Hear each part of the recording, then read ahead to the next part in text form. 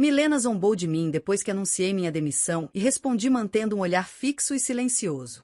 Nossa conversa girava em torno da decisão da empresa de cortar custos trabalhistas, com desdém particular direcionado aos supostamente exploradores de horas extras. Thomas também parecia se deleitar com a ideia de reduzir despesas. Uma semana depois, meu telefone tocava incessantemente com chamadas da empresa. Ao atender, o presidente perguntou bruscamente: "Quem exatamente é você?" Não pude deixar de rir zombeteiramente da pergunta do presidente. Em resposta, apresentei-me como Liliana, uma funcionária de 59 anos com 37 anos de serviço dedicado desde minha graduação na faculdade. Expliquei o papel da nossa empresa em fornecer serviços administrativos, especialmente para presidentes de empresas ocupados, lidando com trabalho clerical e especializando-se em questões fiscais. Eu gerenciava orgulhosamente 45 clientes, uma responsabilidade que havia se tornado esmagadora, apesar da ajuda de um meio período. Apesar dos desafios, não podia mostrar nenhum sinal de fraqueza. Nossos clientes eram relacionamentos de longa data, e suas adversidades alimentavam minha determinação. Hoje, enquanto me sentava em frente ao meu computador, o assédio incessante de Thomas e Milena pesava fortemente em minha mente. Thomas, 7 anos mais novo que eu e agora chefe do departamento fiscal, havia mudado drasticamente seu comportamento há 3 meses, após sua promoção.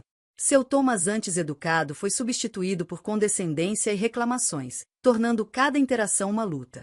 Mesmo quando eu contestava, ele permanecia impassível, instruindo-me a consultar o manual para orientação e alertando contra ações desnecessárias.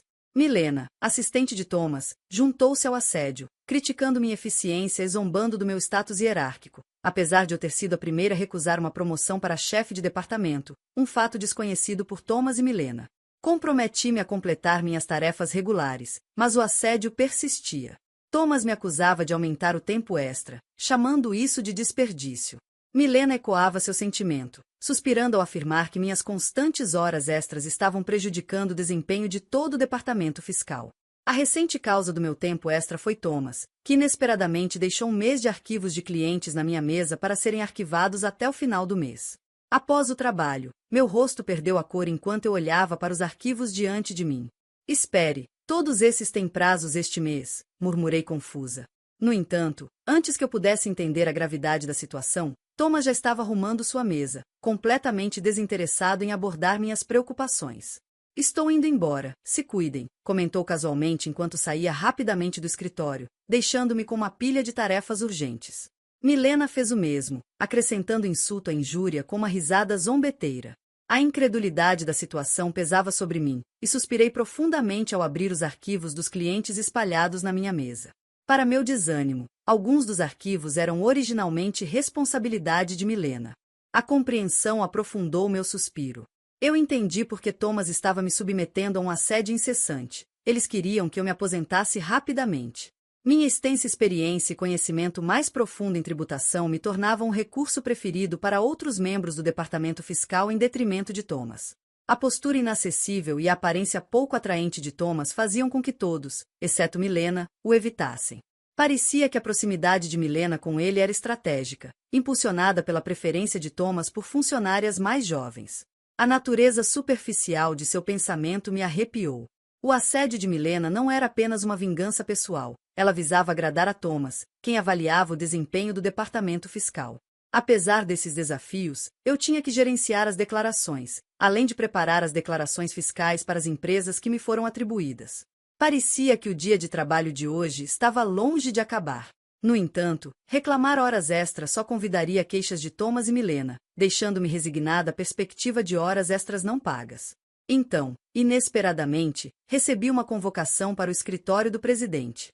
Nossa empresa havia passado recentemente por uma mudança de liderança devido à súbita doença do ex-presidente. O novo presidente, filho do ex-presidente, não estava totalmente familiarizado com nossa empresa. Ao entrar no escritório, notei Thomas e Milena com sorrisos desagradáveis em seus rostos. Em uma atmosfera tensa, o presidente deu uma bomba. "Liliana, precisamos que você se demita até o final deste mês." Minha mente girou enquanto eu pedia esclarecimentos. Thomas e Milena aparentemente me acusaram de superestimar horas extras, citando que, enquanto outros tinham cerca de 15 horas, eu havia cedido 80 horas. O presidente, alheio às verdadeiras circunstâncias, Parecia impressionado com as horas extra zero de Thomas e Milena. A realidade da situação me atingiu. O tempo extra inflado era resultado de eu fazer o trabalho de Thomas e Milena. No entanto, revelar as instruções de Thomas arriscaria retratar isso como minha própria incapacidade de gerenciar o tempo de forma eficaz. Apresentei os fatos, afirmando que não havia superestimado horas extras, mas lutava para terminar minha carga de trabalho dentro das horas regulares. O presidente suspirou profundamente, expressando dúvida, mas reconhecendo a falta de evidências para prosseguir com o assunto. No entanto, ele insistiu que não podiam manter alguém trabalhando em um ritmo tão lento. Resignada à situação, o presidente sugeriu minha demissão, e parecia que sua decisão estava tomada. Diante da perspectiva de deixar a empresa a qual dediquei 37 anos, senti um cansaço se instalar. Apesar da minha dedicação, a carga de trabalho adicional de Thomas e Milena não foi apreciada. Concordei em me demitir no final do mês, reconhecendo que já havia comunicado minha decisão ao presidente. Ao olhar para Thomas e Milena, seus sorrisos vulgares refletiam satisfação. Saindo do escritório do presidente, Milena zombou de mim com obrigada por desistir, seu escárnio cortante. Respondi com um olhar silencioso, enfrentando o mesmo desprezo de Thomas, que compartilhava seu apoio ao corte de custos trabalhistas e me rotulava como alguém que explorava horas extras. Observando sua conversa alegre, refleti sobre o processo de transferência, criando documentos para todos os meus clientes. Assegurei-me de fazer as despedidas adequadas e marquei reuniões com aqueles que pude encontrar pessoalmente. Incapaz de agendar uma reunião com o presidente, recorri a cartas para informá-lo sobre meu sucessor. Uma semana após a demissão, desfrutando de um momento de relaxamento em casa, meu celular tocou. Vendo a chamada da empresa, hesitei, já tendo concluído os procedimentos de seguro social. No entanto, chamadas persistentes tanto da empresa quanto dos celulares pessoais de Thomas e Milena me levaram a atender relutantemente. Quando atendi, o presidente falou urgentemente, perguntando: "Quem exatamente é você?" Não pude deixar de responder zombeteiramente: "Apenas uma senhora desempregada que se demitiu da empresa, nada mais." Em resposta, o presidente explicou urgentemente o caos desde minha partida, 49 chamadas para interromper transações com a empresa. Ele implorou por meu retorno imediato, revelando um tom de pânico. Relutantemente, levantei-me e voltei para a empresa. Ao chegar, encontrei Thomas e Milena esperando, com rostos abatidos e olheiras destacando seus olhos cansados. Surpresa com a mudança drástica em sua aparência, perguntei o que estava acontecendo. Thomas me encarou e revelou: "Desde que você saiu, fomos bombardeados com chamadas para interromper transações, não apenas de seus clientes, mas também de empresas prospectivas que planejávamos introduzir. O que você fez?" Milena ecoou a suspeita, expressando desilusão com a ideia de eu recorrer a táticas desonestas. A aparência exausta dele sugeria o impacto de lidar com os cancelamentos. Embora eu não tenha manipulado os clientes, tinha uma suspeita sobre o motivo das paralisações das transações. Considerando a inevitabilidade dos cancelamentos, murmurei meus pensamentos em voz alta. Thomas, no entanto, me acusou diretamente, insistindo que eu havia orquestrado algo. Ele exigiu que eu fosse ao escritório do presidente imediatamente, me escoltando à força até lá. Ao entrar no escritório do presidente com Thomas e Milena, o presidente me cumprimentou com um olhar direto nos olhos. Thomas declarou: "Presidente, eu a trouxe", com um ar de autoridade, enquanto Milena o seguiu apressadamente. Ignorando seu tom acusatório, o presidente me questionou sobre a interrupção abrupta das transações após minha partida. Respirei fundo e expliquei: "Nossos clientes não precisam de nós para gerenciar seus impostos. Existem empresas de contabilidade fiscal que oferecem serviços mais baratos. Eles continuaram conosco por minha causa." Thomas respondeu de imediato, questionando meu valor próprio, e Milena me zombou, desafiando meu valor para a empresa. Impassível, elaborei minha abordagem única, oferecendo estratégias de economia de impostos personalizadas que ressoavam com nossos clientes. Thomas descartou isso como ineficiente, argumentando que suas operações baseadas em manuais eram mais práticas. O presidente suspirou profundamente, reconhecendo a diferença fundamental em nossas abordagens. Com um tom sério, ele disse, na verdade sinalizando uma revelação crucial ou decisão a seguir: "Recebi uma ligação surpreendente de meu pai, o ex-presidente. Descobri que alguns clientes que haviam interrompido as transações foram diretamente ao meu pai para negociar em meu nome. Eu não esperava que os clientes fossem tão longe por mim. Meu pai enfatizou que o departamento fiscal prosperava por causa das minhas contribuições. Não só gerenciava meus clientes de forma eficiente, mas também apoiava os clientes de meus colegas, possuindo conhecimento que nem mesmo Thomas conseguia igualar.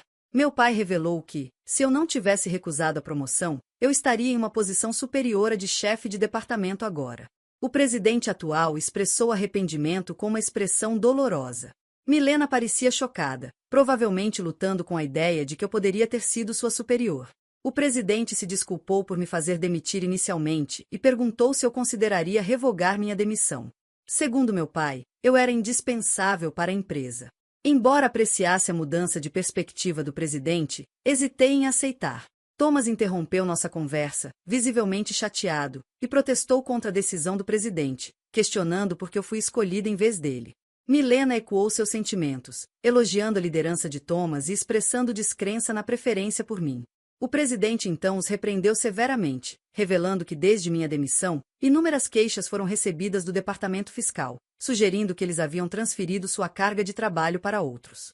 O rosto de Thomas ficou pálido quando o presidente expôs o fato de que ele havia empurrado a preparação dos formulários de declaração de clientes para subordinados, incluindo o trabalho de Milena para vários clientes. O presidente apontou a ironia, considerando que Thomas me acusou de ser uma ladra de salários.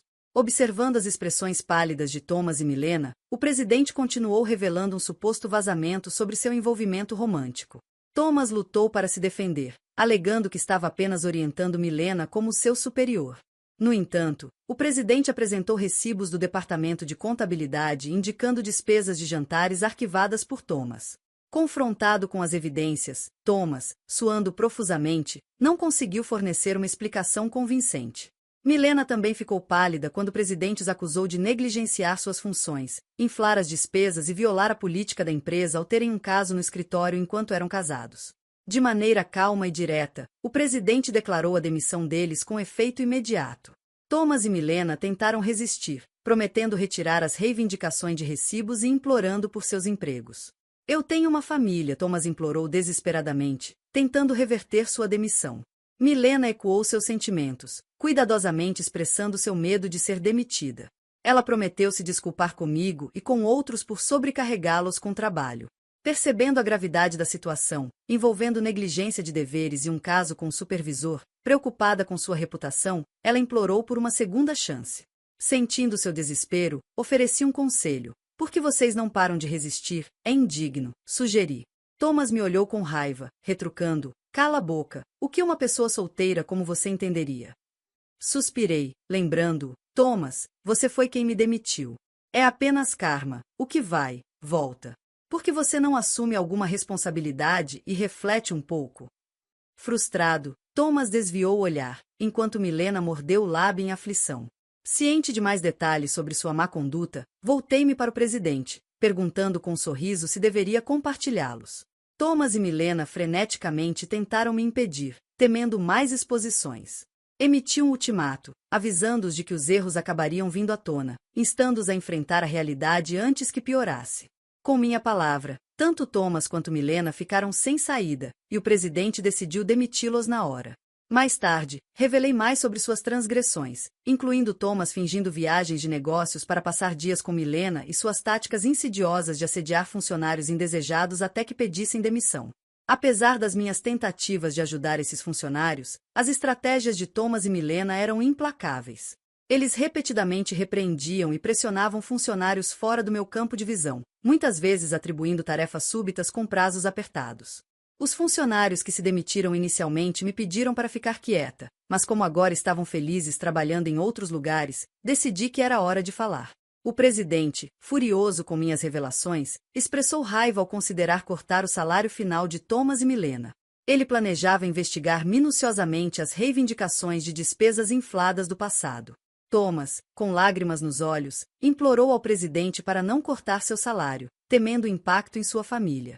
À medida que a verdade se desvendava, o caso de Thomas com Milena veio à tona, levando ao divórcio de Thomas. Os dois agora enfrentam reivindicações de compensação na ação de divórcio, marcando as consequências de suas ações. Tomei conhecimento da situação quando Thomas me procurou, buscando assistência para convencer o presidente a reconsiderar sua demissão. Milena e Thomas se encontraram em dificuldades extremas. Apesar de seus esforços, lutaram para conseguir novos empregos na indústria fiscal. A natureza coesa da indústria significava que as notícias sobre suas transgressões se espalharam rapidamente, tornando os potenciais empregadores hesitantes em contratá-los. Desesperados por renda para cobrir a compensação do divórcio e as despesas de subsistência, eles recorreram ao trabalho diário em canteiros de obras, um afastamento drástico de seus papéis anteriores no escritório.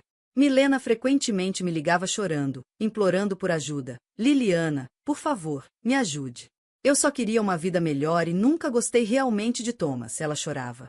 No entanto, eu não podia ignorar o fato de que sua situação era consequência de suas próprias ações. Muitos, incluindo eu, foram impactados por seu comportamento. Lembrei a Milena que as consequências eram resultado de suas escolhas. Você não pode desfazer o que fez, eu disse firmemente. Enfrentar dificuldades era consequência de suas decisões. O desespero de Milena ecoava através de seus protestos. Apesar de seus arrependimentos, o resultado permanecia inalterado. Quanto a mim, escolhi me distanciar do caos do mundo corporativo. Apesar das súplicas do presidente pelo meu retorno, recusei. Uma vez que me disseram para me demitir, eu não tinha desejo de voltar. Em vez disso, encontrei conforto ao ajudar no escritório de contabilidade de um amigo, complementando minha renda e desfrutando de um estilo de vida mais relaxado.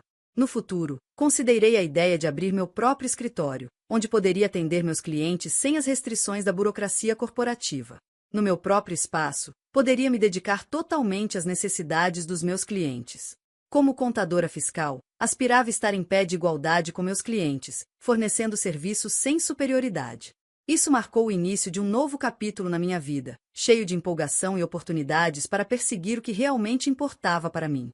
Minha segunda vida estava apenas começando, e eu aguardava ansiosamente a jornada à frente.